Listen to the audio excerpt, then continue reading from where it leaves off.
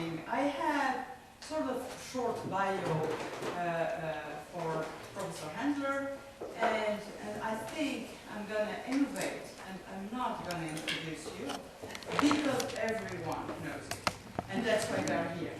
So I'm going to leave these papers here around, and you will take his bio, but I'm sure you will not even need it.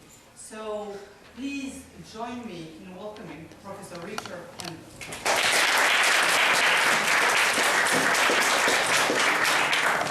Thank you. I really liked the introduction.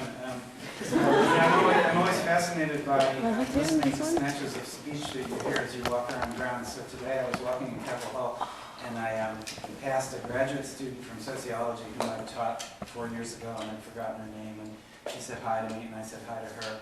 And she and her friend walked one direction, and I walked the other way. And then I realized I was going the wrong direction, so I went back, and then I overheard their conversation.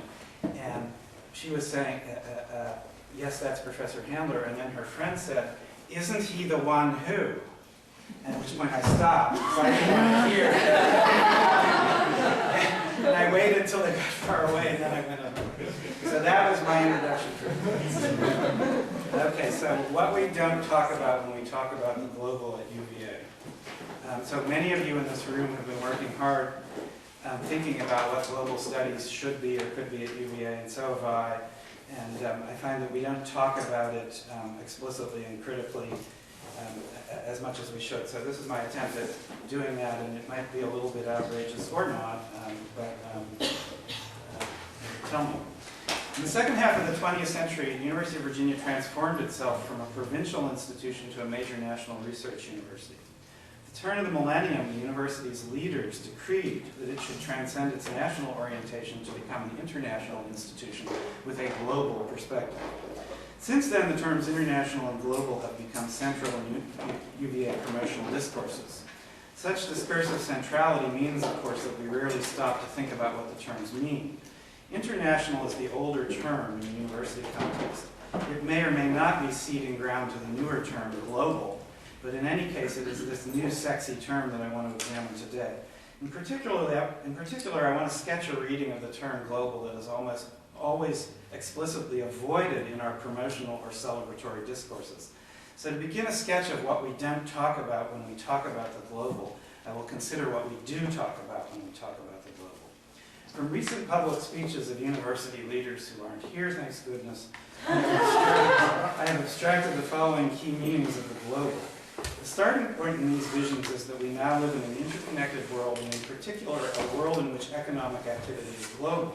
It is said that it is redundant to talk about global business because all business is global now. From this, it follows that today's students will live and work globally.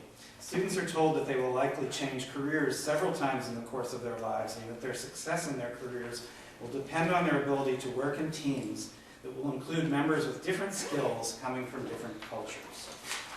In addition to teamwork, students are admonished to exercise leadership on a global scale and to be leaders in our globally competitive and changing world. To produce students who can be both interdisciplinary, multicultural team players and global leaders, it is said that we must globalize our curriculum. Enhancing study abroad and international travel experiences for our students is crucial in this regard.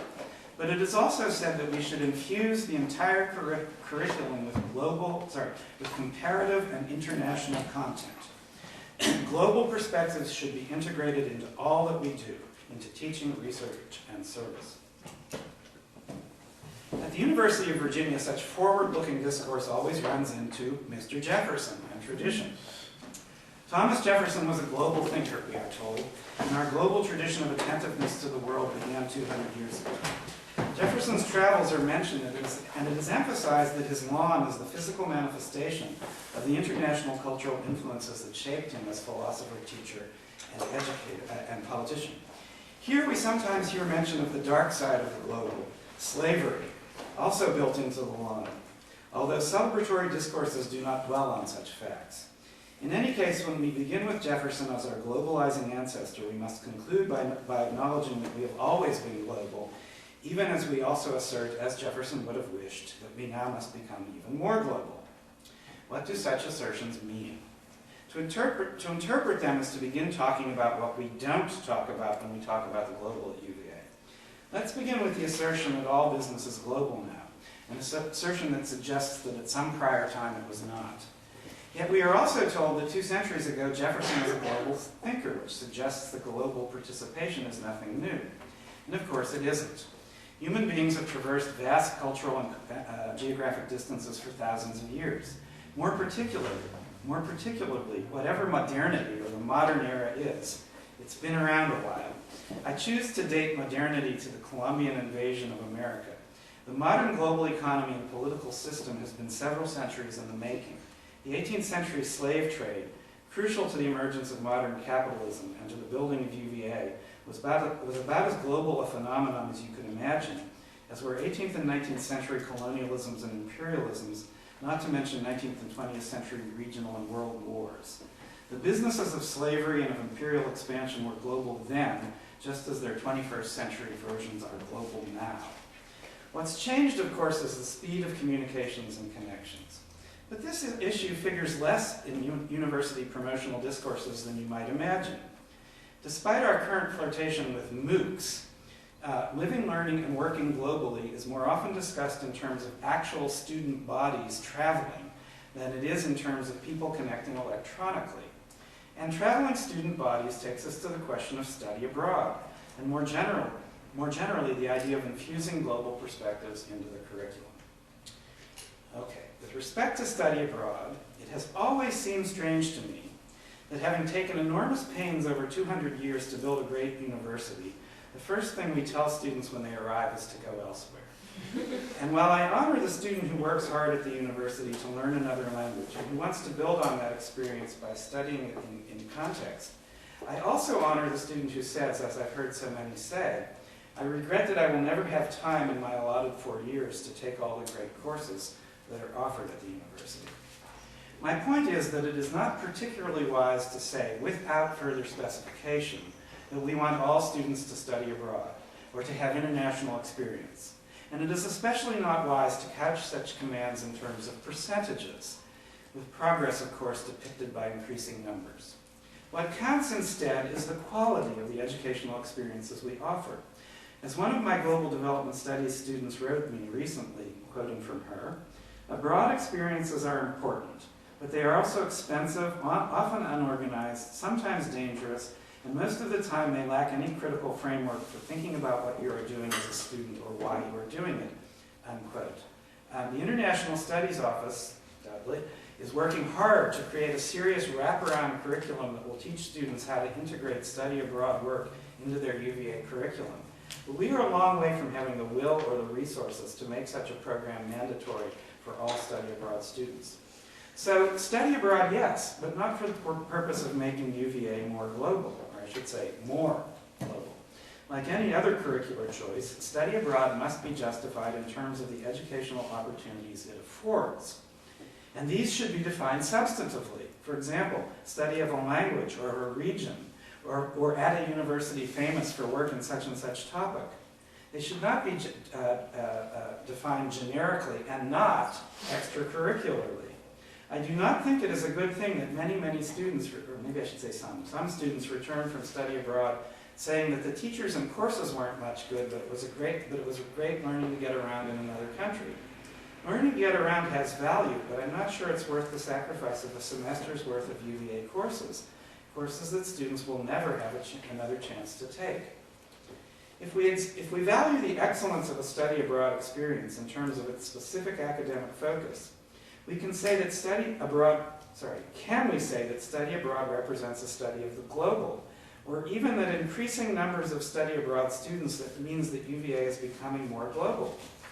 After all, the student who goes to India to study the Hindi language and Hindi literature is not necessarily studying the global.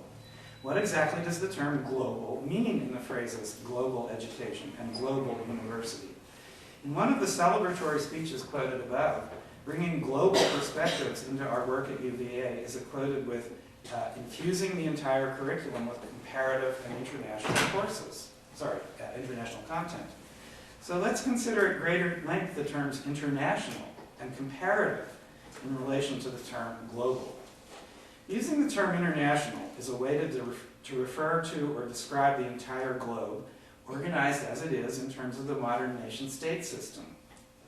The globe, depicted as an international order, is the kind of globe you can buy for a child's room, marked to show nation-states divided by heavy black lines, international boundaries, with each state colored differently from its neighbors to represent the idea that each nation has its own cultural identity. Sometimes also the term international can be used as a kind of shorthand to refer to events or processes, including university courses, that include participants from or consideration of more than one nation-state. The term comparative is epistemologically more complicated. One could argue that all knowledge is grounded in comparison, since in order to know some particular thing, it's necessary to know what that thing isn't as well as what it is. Thus, university courses that we might think of as fairly narrow and explicitly non-comparative, for example, Melville's novels, would have to be comparative, as teachers and students learn to read Moby Dick by comparing it to Melville's other works. But when we think of literature courses that are explicitly comparative, such as courses in comparative literature, as opposed to those in American literature or English literature, we think of courses that include materials from authors identified with more than one nation-state, and usually more than one national language. Similarly, in the social sciences, an explicitly comparative course brings together data or case studies from different nation-states, civilizations, or cultural areas. Moreover, the uses of comparison are understood differently in different scientific or interpretive traditions. There are anthropologists who compare cases to discover sociological regularities, even laws, and there are others who use comparison to reveal unique features of the cases analyzed together, with no presumption that comparison leads to the formulation of cross-cultural generalities. There are thus many different comparative approaches both within and between disciplines, and the term comparison itself does not specify any particular geography, whether global, international, regional, or local. In discussions of the curriculum, the terms comparative and international indicate courses that include apparently heterogeneous materials, but beyond that they tell us little about the aims or methods of those courses, and they certainly do not tell us much about the global. We can make similar arguments about the term interdisciplinary, a term that, I find, is often conflated with the term global. The idea seems to be that since the globe, or world, is now interconnected, the study of global phenomena requires connections between the disciplines. That is, it requires interdisciplinarity. As we saw, oftentimes interdisciplinarity is imagined to make its appearance in the work world in the form of teams, each member of which contributes specialized disciplinary and cultural knowledge to a process in which a globally situated problem is to be solved. This kind of discourse depicts education as training to use knowledge instrumentally in the work world. The logic is something like this. Business is now global. Business teams will be global in the sense that they will contain people from different cultures. The problems they attack will be multifaceted and will require different skills for their solution. So this discourse lines up the global, the interdisciplinary, and the multicultural, making these terms almost synonymous. But the conflation of these terms does not really tell us much about the specific meaning of the global. What we can begin to see is that in university promotional discourses, there is a constellation of rather standard terms, methods, and programs: study abroad, international, interdisciplinary, teamwork, comparative. The conflation of which, with the term global, speakers assume that their audiences will understand. And if you go to talks like this, you'll see that the audiences do seem to understand these discourses. At least they act like polite natives everywhere, and they act as if they comprehend what is being said to them, as you seem to be doing now. And yet, when we begin to think more carefully about these terms, methods, and programs as synonyms for the global, as I have just tried to do, we cannot find a way to make the older conventional terms add up in an analytically rigorous way to a clear and unified understanding of the global. So I conclude that the speakers and audiences I have been describing are acting just as natives everywhere do. They are presupposing a set of ideas and values without being consciously aware either of the structure of their ideas or of the range of meanings of individual terms. That is why they can understand one another as they talk about the global without really knowing what they are talking about. So what are they talking about? Why has the word global attained such discursive centrality in university promotional discourses at the turn of the 21st century? A simple answer can be borrowed from recent American electoral politics. It's the economy, stupid. The term global, I contend, has become increasingly salient because university stakeholders find themselves in a new and increasingly treacherous global economy in which their institutional interests and the personal and career interests of their graduates are linked ever more explicitly to global financial capital and to multinational corporations. Yes, all business is global now, except for all the service industries that aren't. But all business is global now, and the increased power of capital in relation to the nation state has led, as we all know, to a long drawn-out struggle between market forces and the social welfare functions of government. With government apparently slowly losing the struggle, state support for institutions like UVA has declined, leading to ever-increasing reliance on private donors, some of whom, as we saw in the struggle between our president and board this past summer, want to remake the universities to speak more squarely to the needs of global capital. A particularly dystopic vision of the brave new world of the university enthralled to global capital can be found in an essay on the global university by Tom Musser, an associate professor of East Asian Studies at New York University. Under the controversial leadership of President John Sexton, whom one professor describes as having the style of a maverick CEO, NYU is moving aggressively to establish full degree granting campuses in Abu Dhabi and Pudong, Shanghai.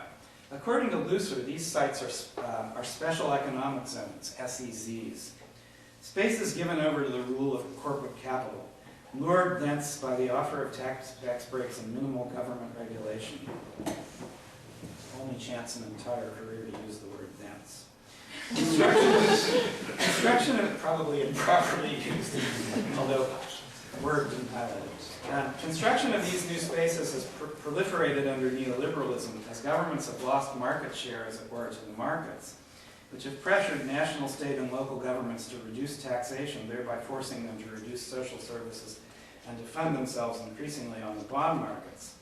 A principal tenet of neoliberalism, according to Lusser, this is his reading, is freedom from responsibility to others in favor of responsibility only to oneself. It's, the Ayn Rand philosophy of life. SEZs are places where the social contract among citizens and between citizens and their government is abrogated in favor of the laws of corporate management.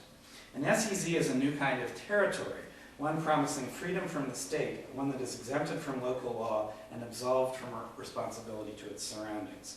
SEZs are often built on wasteland or on empty spaces, new from the ground up, and they are built to house the service and knowledge industries where the great new fortunes are to be made.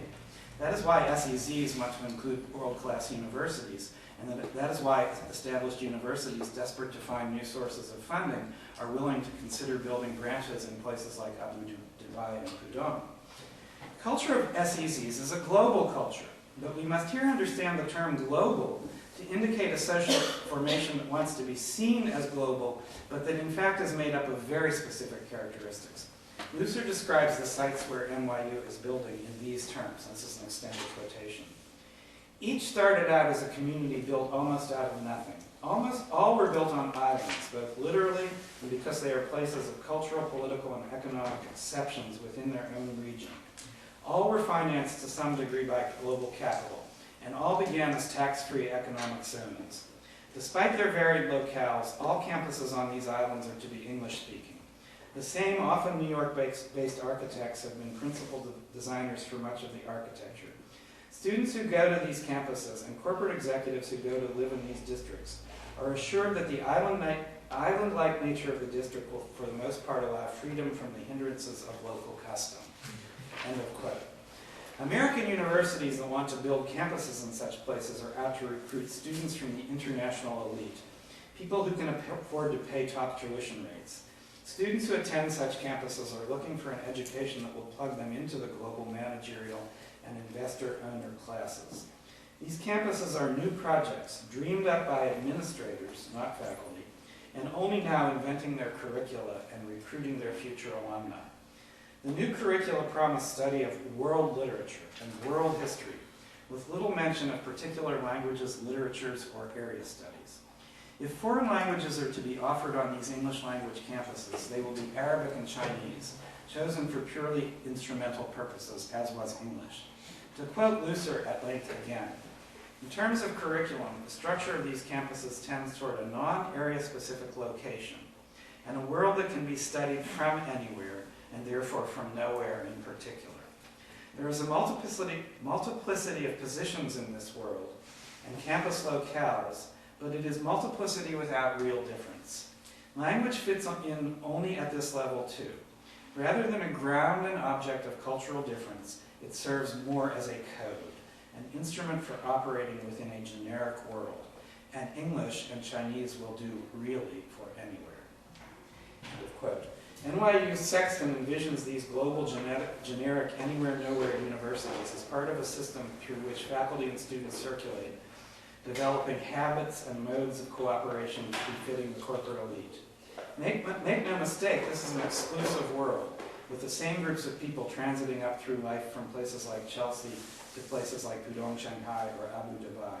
It may be global in terms of the enhanced wealth and mobility of its occupants, but it is not global in the sense of inclusive. As we may remember, UVA flirted with the idea of such a campus in Qatar, but ultimately rejected the idea.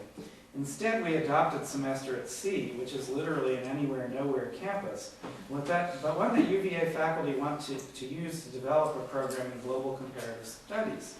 Still, despite our best efforts to enhance the curricular quality of semester at sea, it is hard to deny its relationship to the experience of elite cultural tourism, with students invited to sample other worlds without having any responsibility toward them.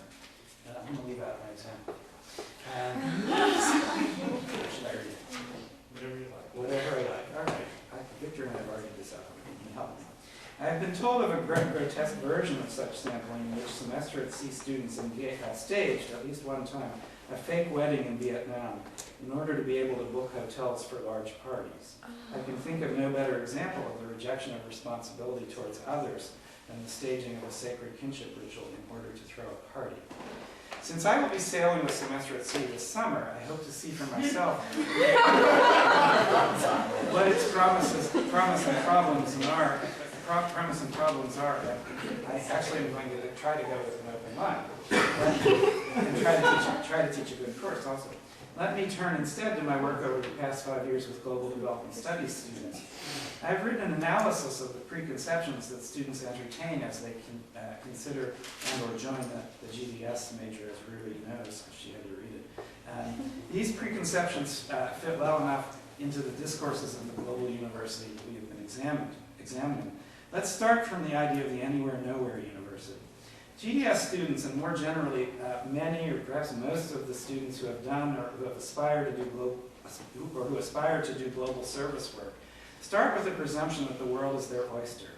They wish to do good in the world. They wish to give back, as they say. To use the phrase give back with no direct or indirect object is telltale. In the worldview suggested by this phrase, it is not necessary to know what it is one wants to give, nor to whom one wants to give it. The only thing that matters is that the subject of the sentence desires to perform a certain kind of moral action. Now, students do, of course, choose specific actions and specific persons in specific places to fulfill their desire to give back. They decide they are interested in clean water or maternal health, and they decide they want to work in Haiti or Guatemala or India, or even in Charlottesville. But what is crucial here is that the whole process starts with student desire. And what's really crucial is that this is normal and unremarkable to us. Indeed, the Jefferson Public Citizens Program is explicitly structured to begin with students who choose projects and put together teams to carry them out. A standard criticism of this kind of service work is that students engage in it to build their own resumes, that it is, in a word, self-serving. This is true, but it is not particularly interesting, since much of what any of us does is self-serving, and it may even be a good thing that such is the case. No, what's interesting is the presumption that serving others begins with self. and specifically with a self that has no specific relationship to the other person who is to be served. Indeed, the other person to be served is an object to be chosen unilaterally by us, often on the basis of the other's culturally exotic locale or location. This is a neoliberal conception of social relations, we might say. It is about a self that has no socially or politically grounded responsibility to anyone other than to her or himself. The world is our oyster, to serve. How do students choose clean water or maternal health, Haiti, Guatemala, or India? Sometimes they bring these students with them to UVA from their high school or family experiences. Sometimes they choose more or less accidentally a course at UVA that sparks a particular interest. The curriculum of a modern liberal arts university is structured as a field for student choice. The curriculum of students come from the relatively unsophisticated curricular environment of their secondary schools to the enormously richer curricular environment of a research university, where they can take courses in previously unavailable subjects like anthropology and on dangerous topics like Lady Gaga. Our curriculum is a marketplace to spark and slake student intellectual desire. We have structured it that way, and the students understand it that way.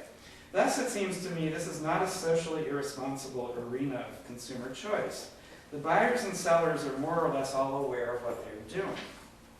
But it seems to me morally perverse that we extend such a marketplace of free intellectual choice in a kind of unthinking analogy to the entire world. Just as our students can choose to study Hinduism and the Hindi language, they can choose to study abroad in India. If we guide them wisely, they will select an intellectually rigorous and socially grounded program in India, one that will teach them about Indian languages and cultures in a setting over which Indian educators have some control. But when we extend the analogy even further and encourage students to choose India, an India about which they know nothing, to do service work among people who have not invited them and who have no control over their presence, then we have strayed far from our educational mission. When we allow our students to do this, we are teaching them they have the right to go anywhere, with no enduring responsibility to the people among whom they will visit. Now, I should say, when I wrote this, I chose the example of India completely accidentally, or I don't know what the Freudian meaning is. And yesterday I was having a conversation with a graduate student who works in India, and she was saying she wants to work on developing study abroad programs in India, but she was talking to Marina Marcotte, and Marina told her that study abroad programs in India are almost a thing of the past. They're really unfashionable now. India's become the dumping ground par excellence, or the destination par excellence for service work, but nobody wants to go to study language and literature there. And I thought that was just amazing. So anyway, back to the paper. Not only do we teach them they can go anywhere, we teach them usually by omission that they come from nowhere. They believe they are motivated by universal moral imperatives that need no justification.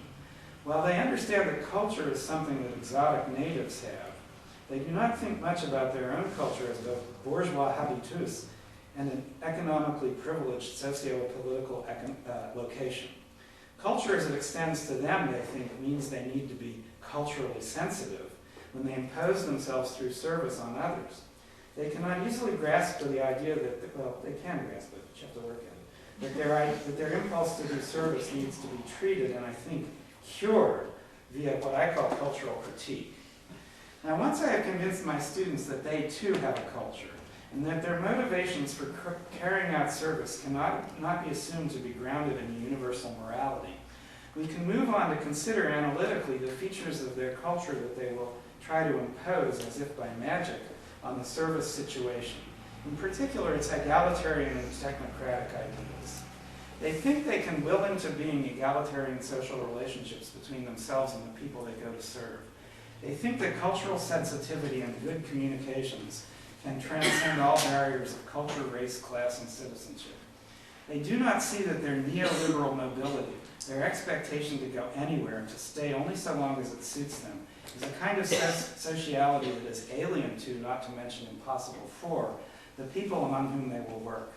Nor do they see that their idea of teamwork as the combining of technical skills to solve problems almost completely overlooks the social dynamics and cultural motivations of the communities where the service is to be carried out and the problem is solved.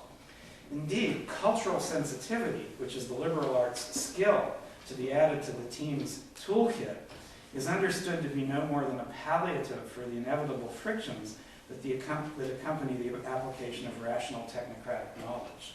This leaves no room for students to question the hegemony of such knowledge in the first place. And because in many instances of service, students do not return to the scene of the crime, as it were, they are not forced to confront the fact that technocratic knowledge central to so much of development almost never works. There's a television commercial for the U.S. military currently airing using this slogan, "The Navy, a global force for good." In its brevity, it reminds us of the phrase, "giving back." Both suggest an anywhere, nowhere global subject whose mobility is unlimited and whose good intentions can be asserted as unquestionable. I have suggested that similar presuppositions underpin much of the university's discourse of the global at the turn of the 21st century, just as they underpinned the visions of the students who created the program I now direct, Global Development Studies.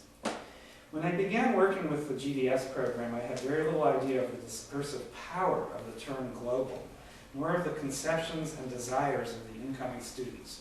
I had to learn how to teach them, starting from my critical anthropological perspective, but also learning from them about their reasons for their curricular choices and their understanding of the relationship between their UVA education and their postgraduate careers.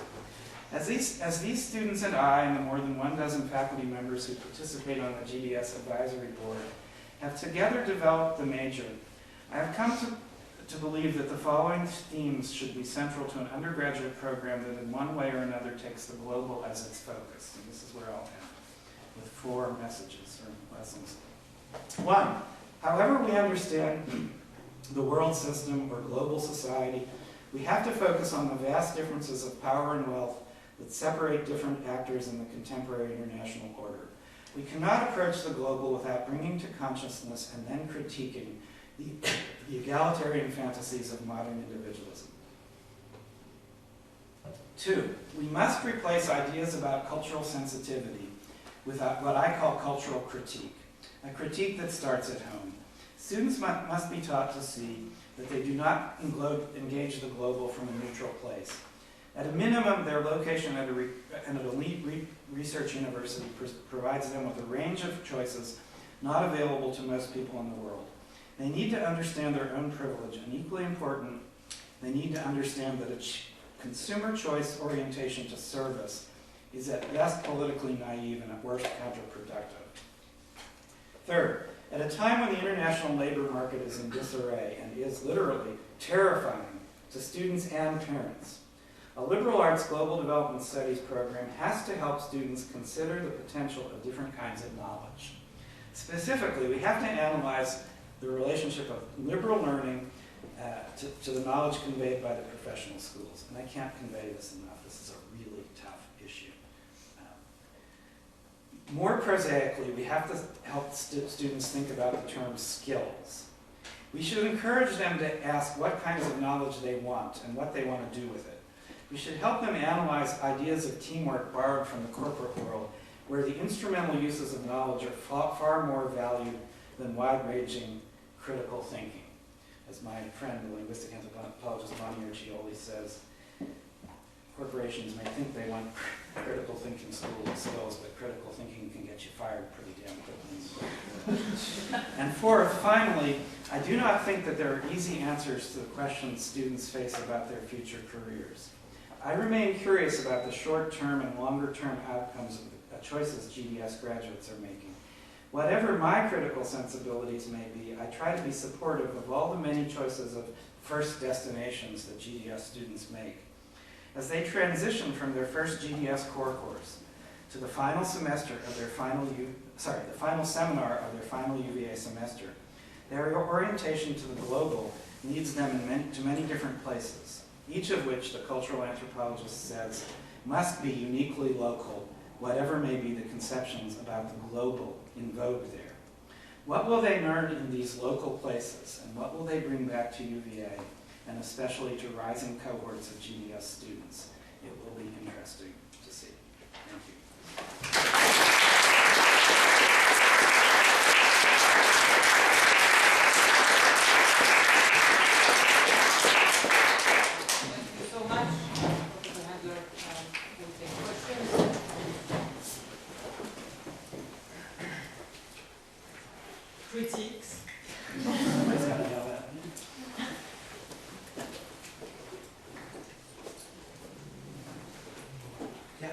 Do you think the reason that sort of there's been so much more global talk, even though there's been trade across, for centuries, is just the speed with which it's taking place?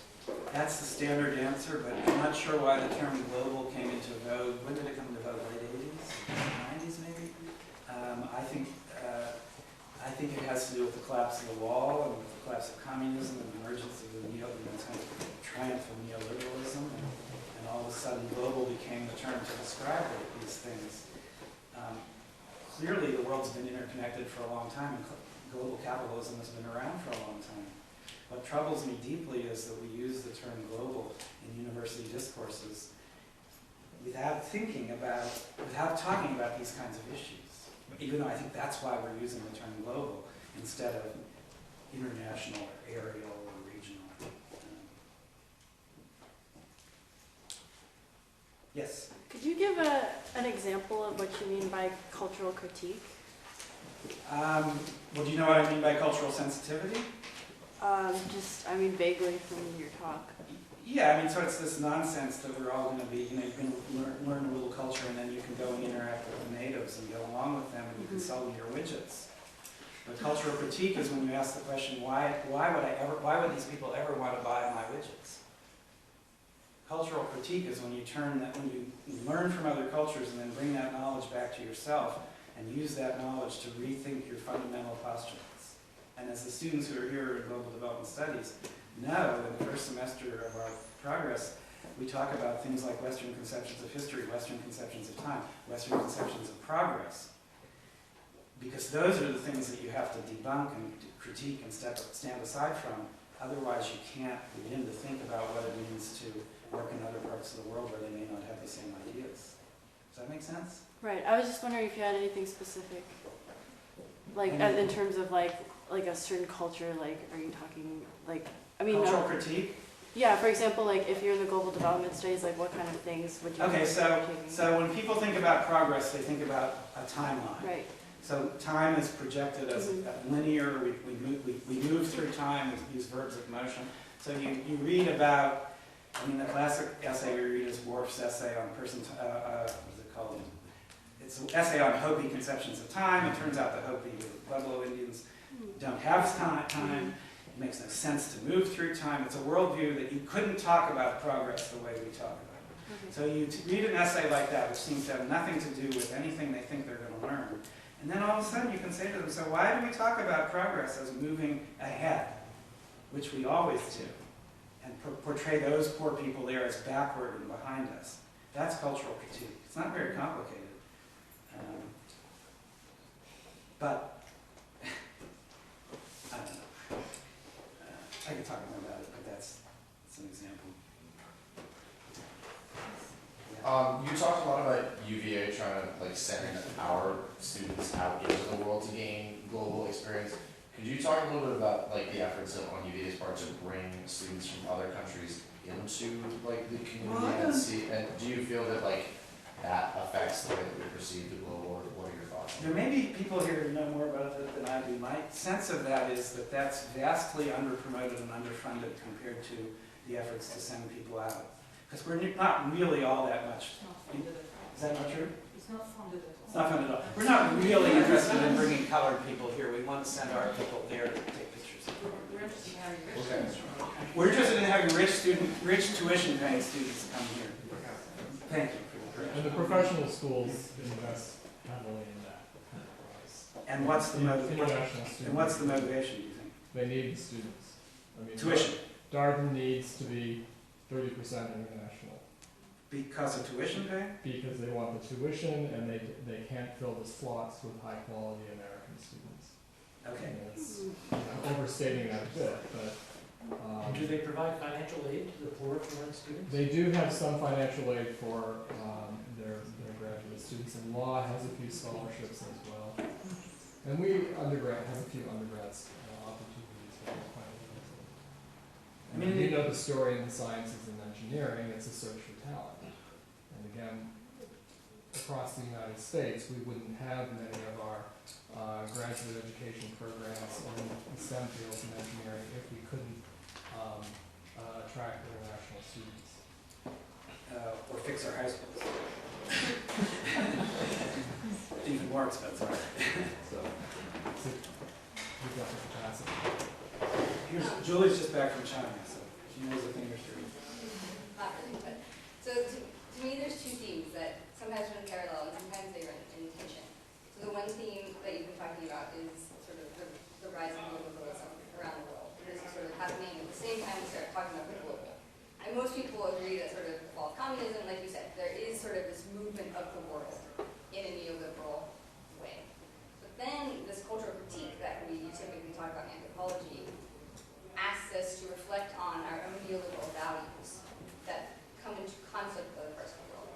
So somebody who's sort of not, I don't know, not going to put that way.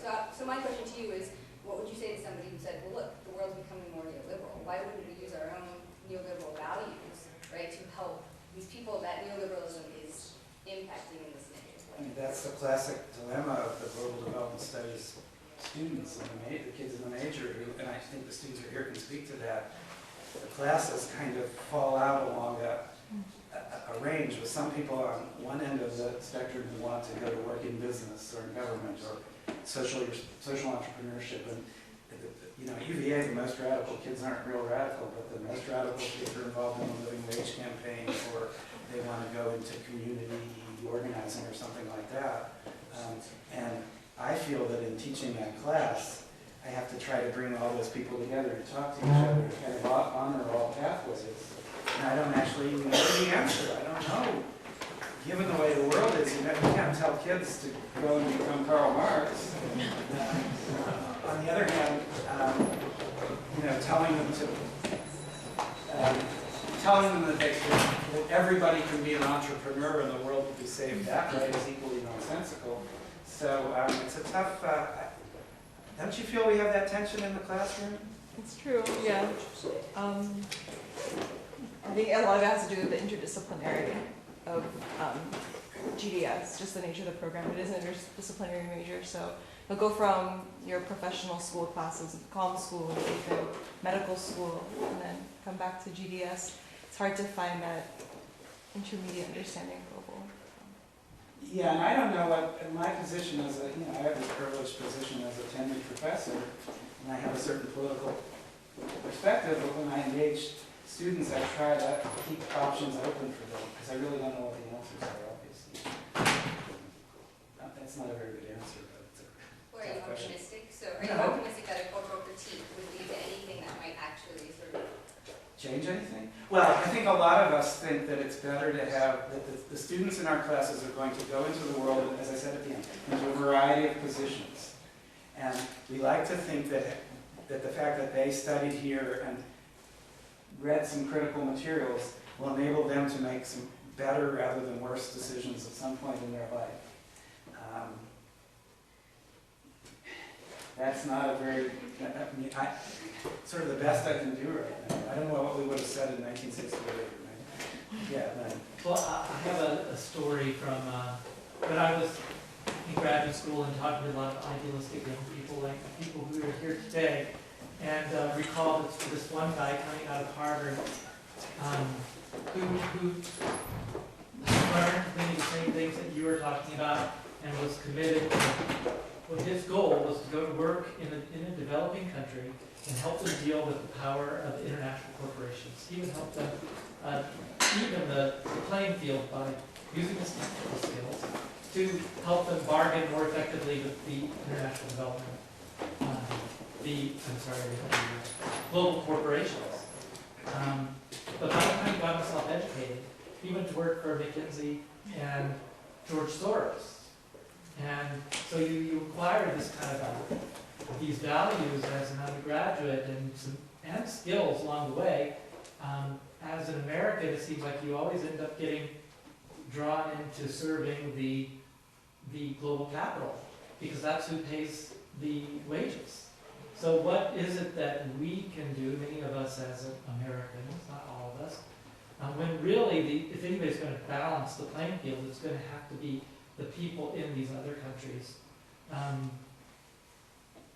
fighting for themselves. I mean, it's ironic that the friend I'm talking about, he wanted to go to help China. Down a bargain more effectively against the global corporations. So if any country has managed to do that, it's probably China. I think you answered your question. I don't have an answer. You don't really think I have an answer to that? Probably not. Yeah, this might be a silly question, but I was just wondering, for example, I'm just a UVA student. I don't major in global development studies, and I say I am privileged enough to learn about the world. How is a way that you think is a not politically or culturally naive, irresponsible, or pretentious way of learning or approaching the global? Well, there's no one way to do it, but you have to, if you assume you're in a liberal arts university that has a rich array of courses for you, you talk to advisors, faculty, and other students about what kinds of courses offer you, what kind of tools, skills, critical viewpoints, and you make your choices. I could say something sillier like take anthropology, but I'm not going to say that. But I mean, students have some responsibility to think responsibly about the curriculum and try to figure out what the choices are. And one of the things I've really liked about this interdisciplinary major I've been running is that one of the things it's made room for is for students to do that. They talk a lot to each other about the courses and the programs and things that they do and what they learn and what's worth their time and what isn't. Does that make sense? There's no easy answer, but you can approach your educational choices with self-conscious care, and really thoughtfully. Yeah, because I'm an art history major, and I think I learn about the world a lot, and I do learn about different cultures, and I think I agree with you. There's no one way to do it, and you can always get something out of any major you find. Yeah, and I would actually just one thing to add there. I know another person on trumpet, but I don't think the universities mystify their own curricula pretty powerfully. That is to say, we don't teach students very much about where disciplines come from, what the politics of disciplines are. It's almost a taboo subject. For example, there are no Republican anthropologists. They just don't exist.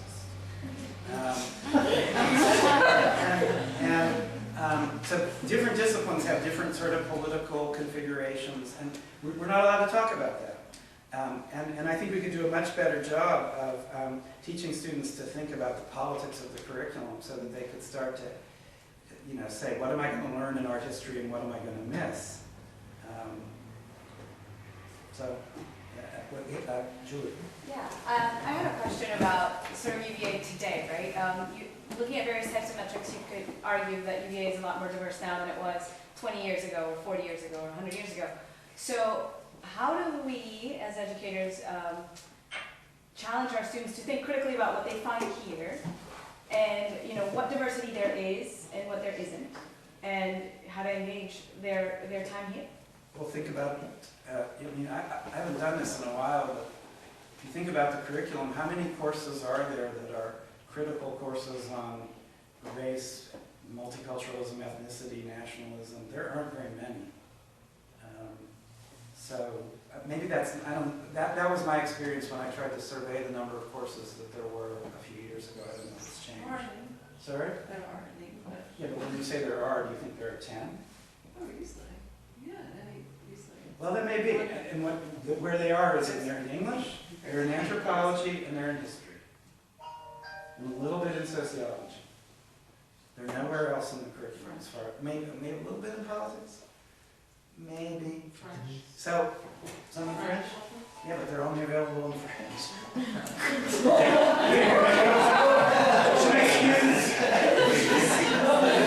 Okay, anyway, look, that's one answer. You would do a lot more with the curriculum than we do. So coursework. Well, we're supposed to be teaching people that, Right. that's where we should be doing. 1, 2. I have to run to a meeting after this, so I'm not just answering and running. I have a question. What do you think about the Peace Corps? Because it's in a lot of literature that goes out, and it's that's part of the whole "we're global" message. But it's also a national organization. So I was just wondering. I'm going to disappoint you, but I don't have a strong opinion of the Peace Corps. I haven't done much reading on it. It's like sort of service learning 3 steps removed.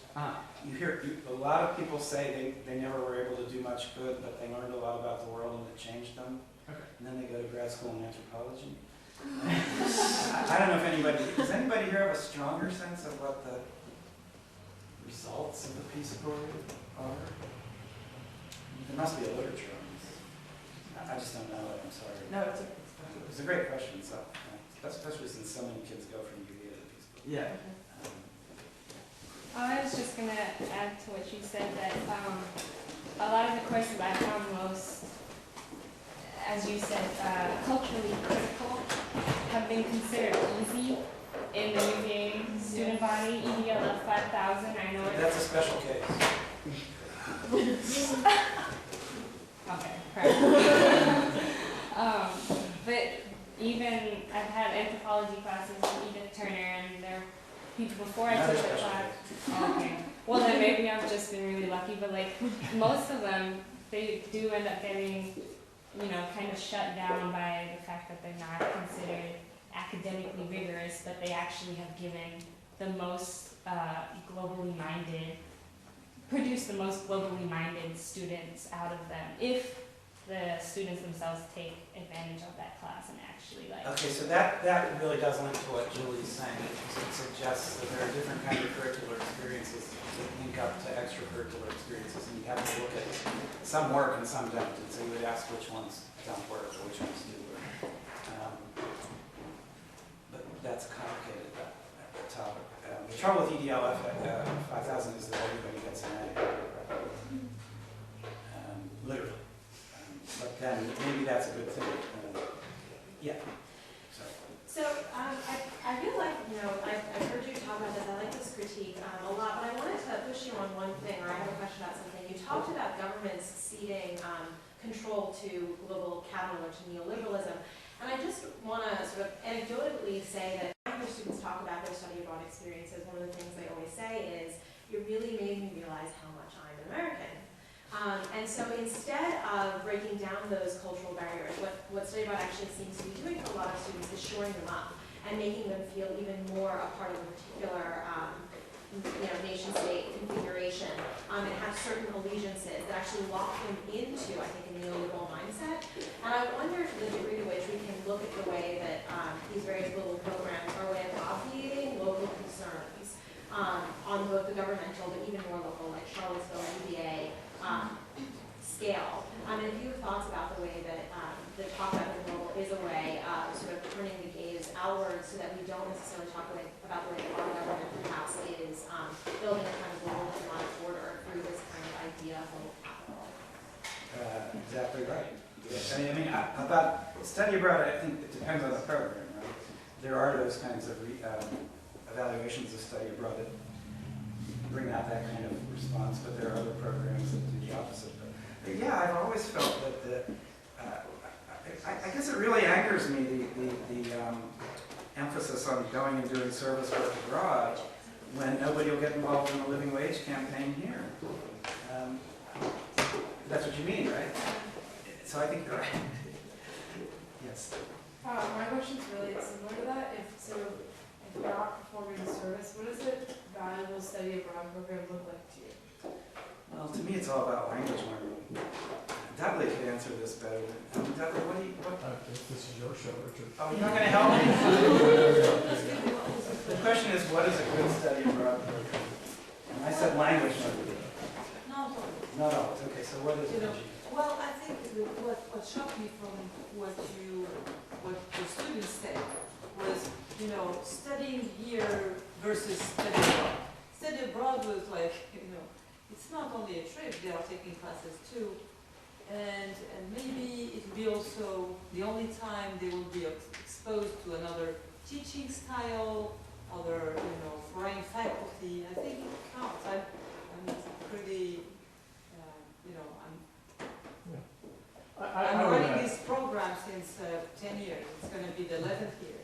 And I really do see the benefits. I think it's also interesting to see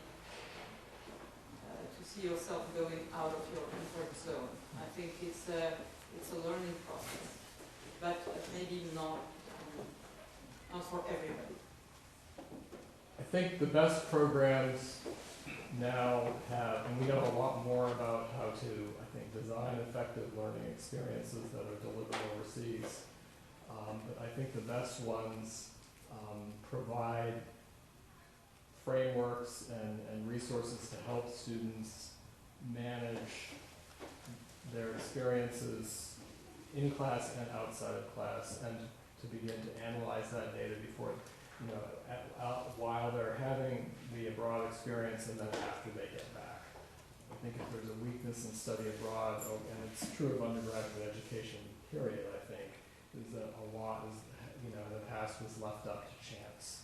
Yeah, and I tried to acknowledge that. So there's a lack of deliberateness and intentionality in the better programs, and I think this is one of the reasons why our short-term faculty-led programs, in fact, are so good and are appreciated by students, is because we have UVA people, faculty with our students. They're teaching the class, but they're also with them in the field.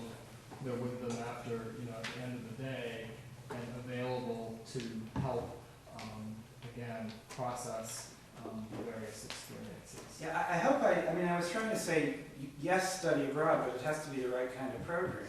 Yeah. And you can't just say mindlessly, everybody should go abroad.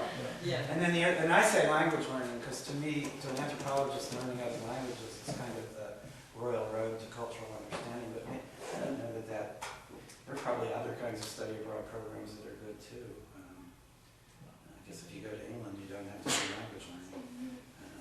Or do you? Or do you? Learn the subtitles. You might actually learn more. We have two language. good study abroad Yeah. program.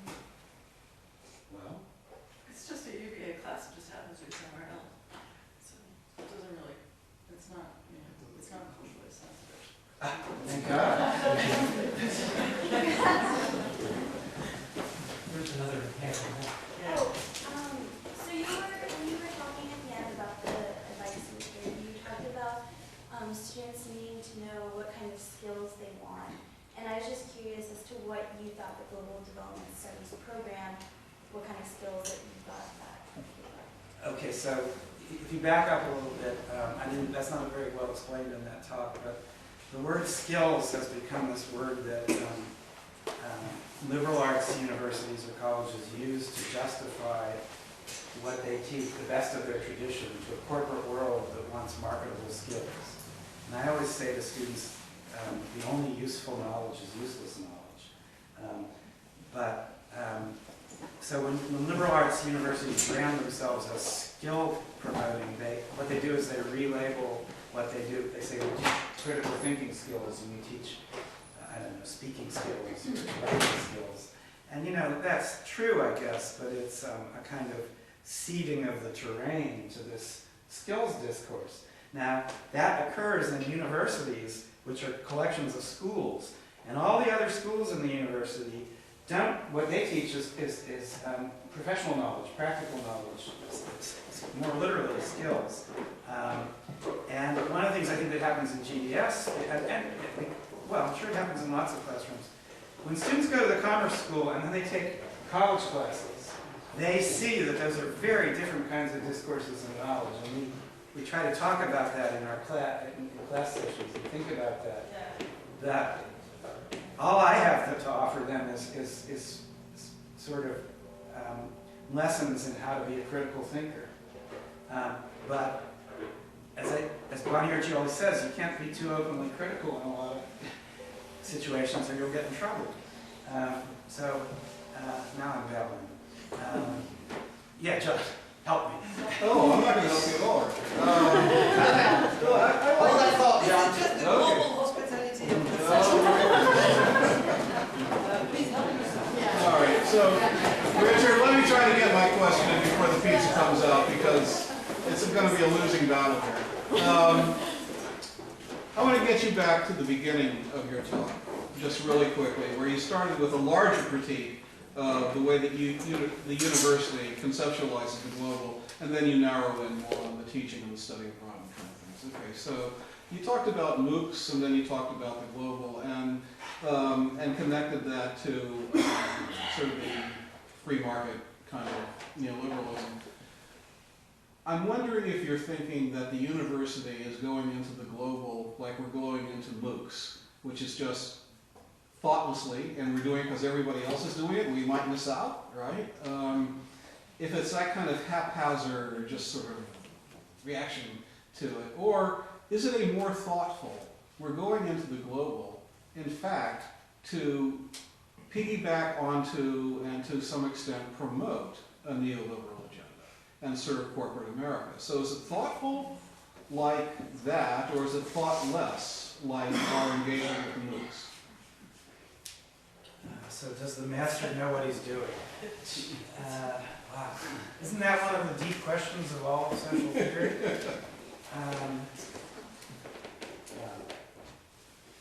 Maybe the MOOCs are a conspiracy. But it seems to me like there's a third distinction there. What's the third distinction? Because, like you say, you teach your students to debunk the myths of neoliberalism and like understand that there's different conceptions of time and that sometimes time isn't even a factor. Well, I don't think we understand. I don't think the university presents its program as, look, this is neoliberalism, we're presenting it. We're just taking it as this is knowledge, this is what we've been taught, this is a tradition. We assume our tradition to be the global and futuristic. So it's not that we don't know, it's not like, oh, we're just doing this because we want to do it. It's, we believe it's a mission, but there's a repercussion to it, which is we're not enforcing it with the idea of this is capitalism. I wouldn't go so far as to say that every university in the United States is propagating a capitalist message. They might be doing it because it's ingrained into their cultural beliefs, Yeah, but it's not unthinking in the sense of let's go into this MOOCs because everyone else is doing it. I don't know. Yeah, so the three positions are just talking without knowing what we're talking about, talking about it and really believing it, but not really being very critical of it, and third, doing it explicitly knowing that it's nonsense, but that it's in our interest. That's not quite the way that I put it. All right, what do you think the options are? No, I'll go with your three, though, because I want to hear what you have to say.